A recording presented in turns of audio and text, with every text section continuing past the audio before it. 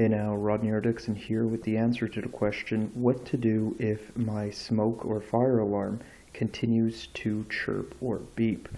Well, the first things first, if you haven't changed the battery in your smoke or fire alarm in quite some time, chances are the battery is weak and requires replacing. Now, an important consideration when changing the battery in your smoke or fire alarm. This also applies for those who have changed the battery in your smoke or fire alarm to a new battery, and yet the thing continues to chirp or beep. Important.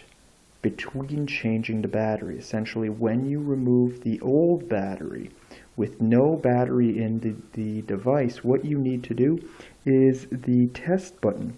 You need to hold down the test button for 15 to 20 seconds, 15 to 20 long seconds.